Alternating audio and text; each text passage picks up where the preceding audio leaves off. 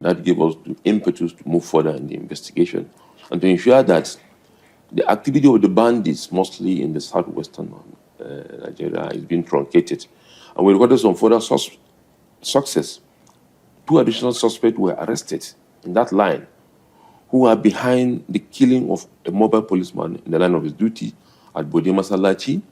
The same people who are responsible in the act of kidnapping of about 3 individuals. They collected ransom, some of 100 million, 60 million, and 30 million respectively. One of the victims has volunteered to come up. This same arrest of this bandit in Oyo, Ile-Ife, and some part of Kwara led to this present operation that we went to Katari, an artist that is bordering Niger State.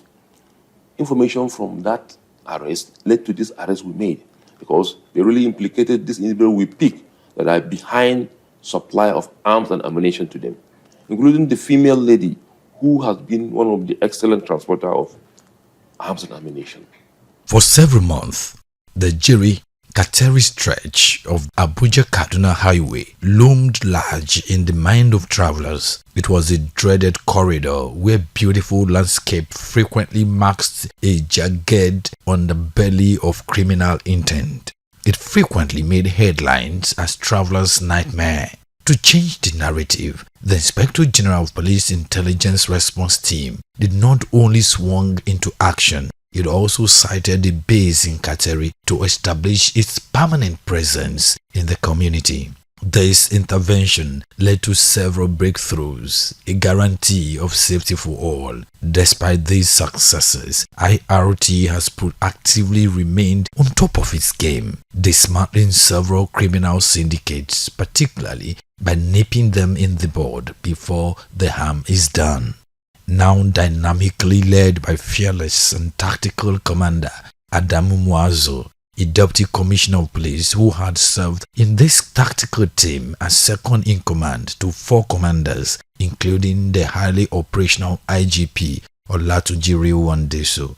Earlier this week, the narrative on this highway wasn't written by men of the underworld. It was dictated by the elite vanguard of the Nigerian police force, the Intelligence Response Team. Following some successes recorded in Kwara and acting on credible intelligence, the IRT, led by the commander, DCP Adamu Muazu, swung into action. This wasn't just a show of force, it was a surgical, result-oriented extraction. By the time the dust settled, 5 key suspects, 4 male and 1 female, were in handcuffs.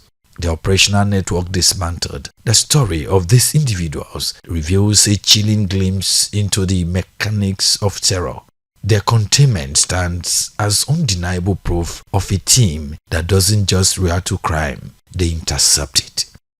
Back to base, Commander Adamu Muazu, in an exclusive interview with Crime Busters crew, spoke on a number of operations, including the recent rescue of the family members of a former Minister of Power, Federal Republic of Nigeria, Adebayo Adelabu.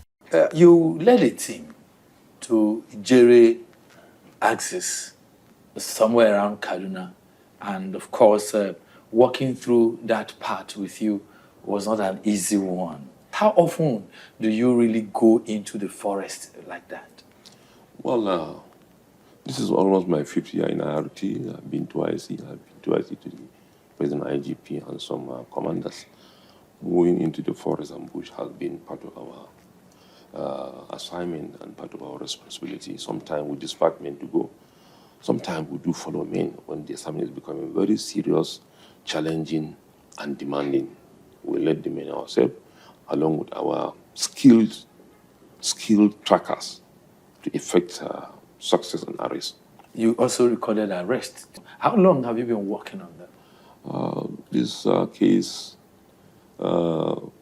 started barely a month ago.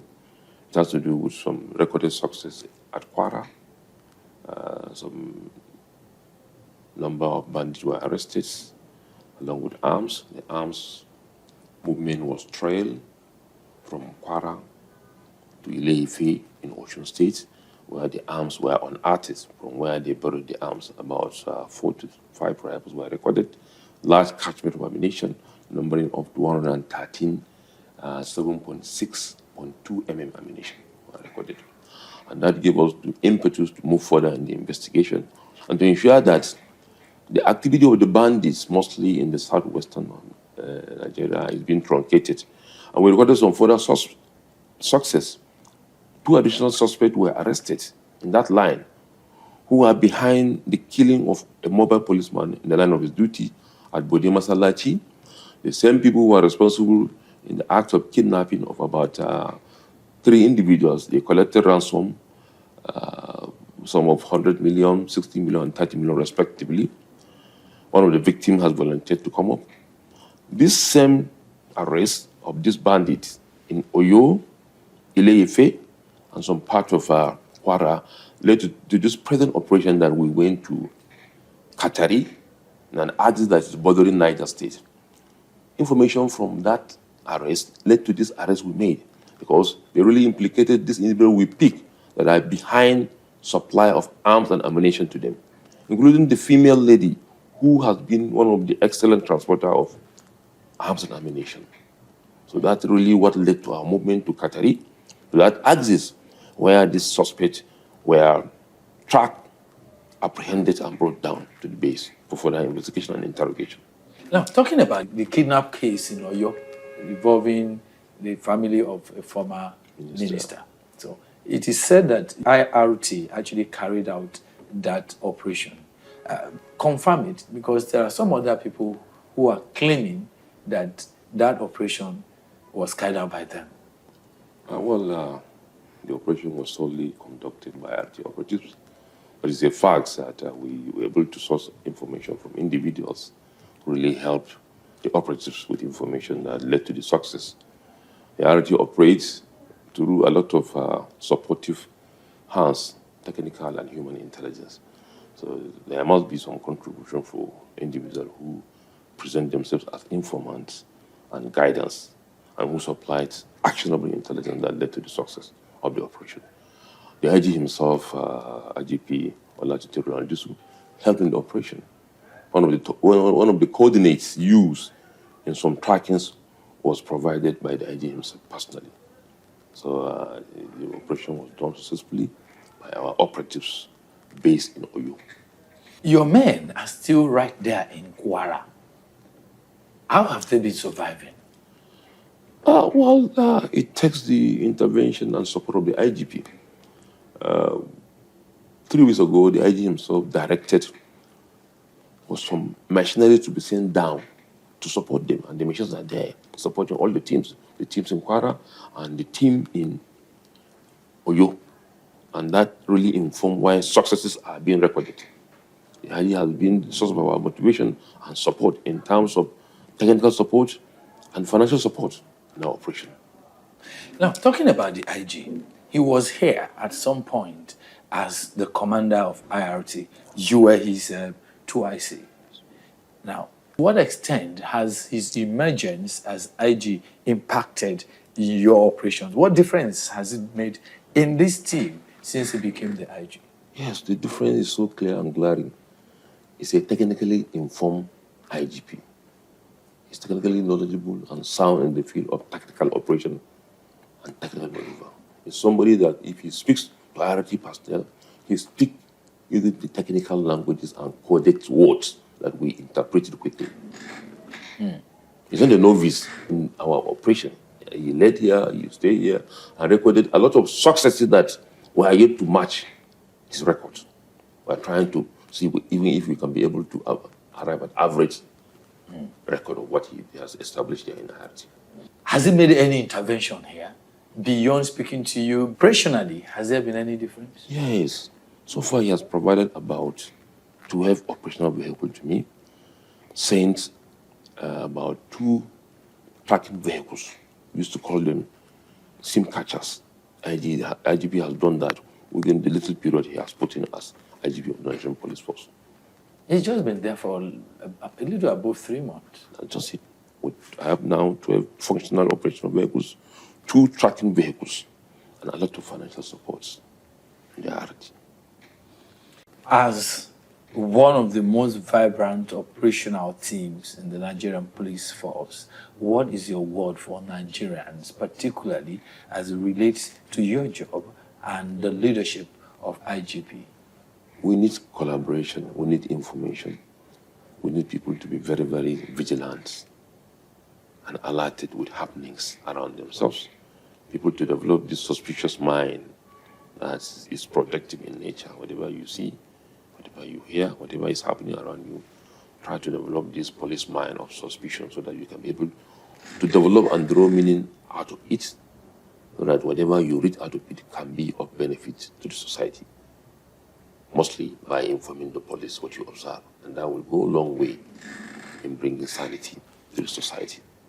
And that is in line with the IGP's mission and vision of stamping out criminalities in the society, which you are a witness. You can see the record of successes the IGP is really recording due to his background being a tactical operator. The first idea is to be of sound and strategic knowledge of tactical operation in the country.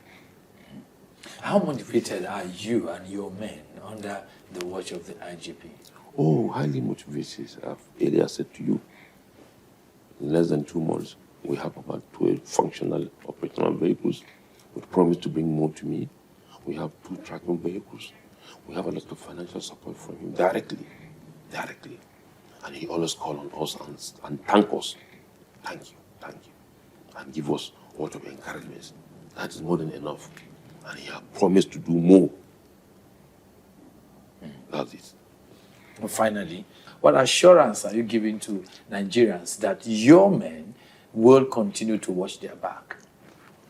From the recent deployment that was done by the IGP himself, being somebody from this background, creating annexes and some operational unit of the IRT and some command, which was abolished some years back, making our response time so reduced, increasing efficiency, is a very clear signal that we are there to stand and fight the crime. And we need the cooperation, as I earlier said. And now IRT are almost at all zones of the country.